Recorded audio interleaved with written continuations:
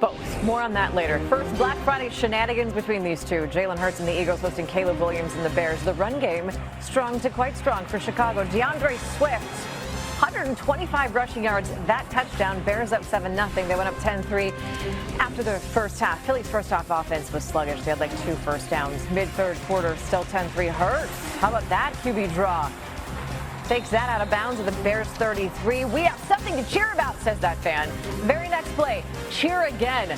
Hurts airing it out. Remember when A.J. Brown was unhappy? He's not unhappy there.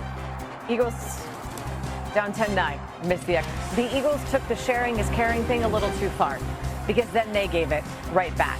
Eagles line up for the tush push. Hurts fumbles. Bears recover. That is Hurts' second career fumble on the tush push. That's the first time it's happened since week 8 of 2023. It's 10-9 after the third quarter. Let's go to the fourth. That's how this works. Bears are the first and goal at the 4. Kyle Monangai, touchdown. 130 rushing yards for him, and that score was 17-9 Bears. Then 7 minutes left in the fourth. Williams gonna do some fakery. Not a word, could be. Rolls left. Cole Kmet. Not a rushing touchdown, that's a passing one.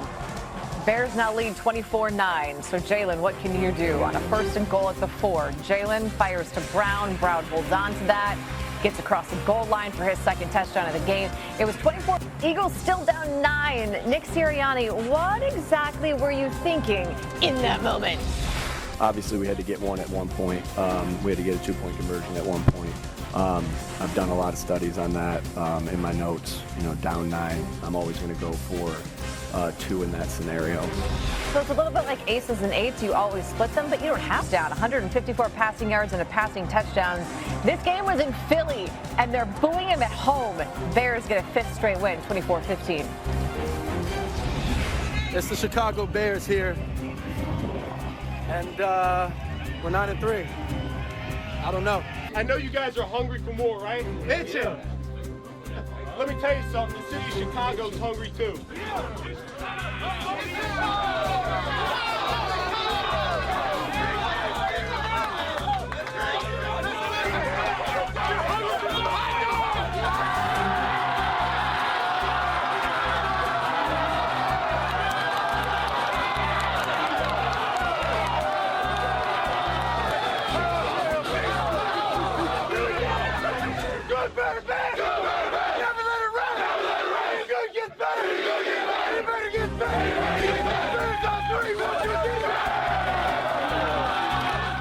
Hot dogs for everyone. More on that coming up in a little bit. Meanwhile, the Bears, they went north of 180 rushing yards before contact the second time this season. The rest of the NFL has done it exactly once. Chicago finished the game with 281 yards on the ground, which is the most the Eagles have allowed in a game since 2015. Translation, it's time to call Chicken Little, right? I don't think something big needs to change. The sky's falling outside the locker room. We understand that, but I have nothing but the utmost confidence in the men in this locker room, players and coaches included. And it's going to take all of us. It's going to take all of us to come together, block out the noise. Can't be pointing fingers, all look internally, because everybody is contributing to the way we're playing right now. Literally every single body. And we all got to play better. It's never just about one person, right? You win as a team, you lose as a team, and you try to evaluate everything, win, lose, or draw, and get better from it. We got to definitely stay together. And stay committed to what the team is trying to accomplish in the end. It's no one ever said it was going to be easy. And we gotta embrace the challenge. We gotta embrace this time and respond to it the right way. All right, Tim Hasselbeck joins us now for a little post-Thanksgiving perspective. So the Bears pounding the ground, Tim, in ways that they haven't seen since the days of the legendary Walter Payton. How were they able to be so effective against that Eagles defense? But yeah, Ben Johnson gets all this credit for being creative, finding ways to throw the football, but the reality is they just got after him up front. You know, they have creativity in their run game, but they also just do a good job of moving people. Here's a good example. DJ Moore is in the backfield. He's going to run split zone. So what they do here is just wind him third level. Now they're going to get Cole Kmet. They're going to motion him back into the backfield, and now it's a wham play. You're just going to like bring Kmet back to the defensive tackle. That gets the guard up to the linebacker level players, and again, it's Swift. And look at the lanes to run the football, just pouring it downhill. When you are doing things like that, you get both backs over 200 yards. And now, down near the goal line, just the inside zone run play. Look at the movement. They say score with your man when you get down near the 5. That's basically what the Bears were doing. So, yeah, a lot of creativity, a lot of fun plays, you know, oftentimes when you watch the Bears. But sometimes there isn't anything better than just lining up, moving the guy in front of you. That's what the Bears did to the Eagles. Yep, and going all the way back to Walter Payton when they actually won the Super Bowl back in the 1980s, that's exactly what they were doing at the offensive line.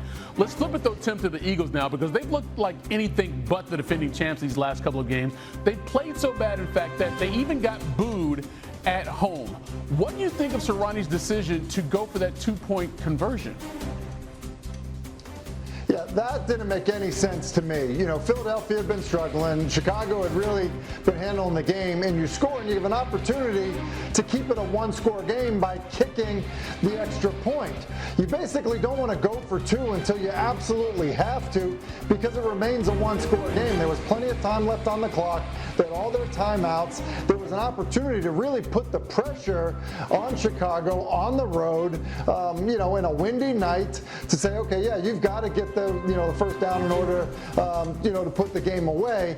But by going for 2, failing to get it, it then is a 2-point game, and then, 2-score game, and it just takes so much pressure off of the Chicago Bears in terms of executing a 4-minute drive.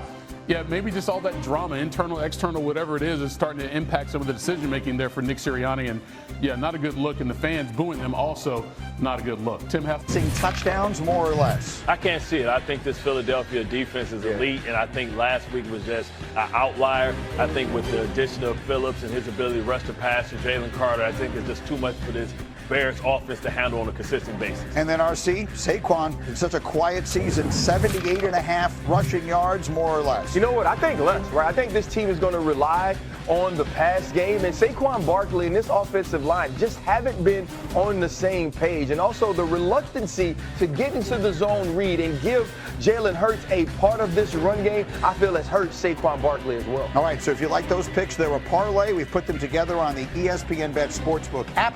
Look for the more or less featured parlay on the homepage and in the parlay lounge. We put the picks up on the screen. We're going to find out a lot about both teams today. If the Eagles lose, they feel a little bit in free fall. If the Bears lose, then I think people will immediately feel like they have their biases confirmed, like they're not really that good. No, I think the Bears are a good football team. Yeah. I think the Bears are playing complementary football. The Bears have found their franchise quarterback, and the Bears have their coach of the future. I just believe the Eagles understand the stakes of today's game and understand how important this is to win, especially with the Cowboys playing that well. Yeah. You think attacking the Bears through the air deep is the way to go, because they're getting healthier at cornerback.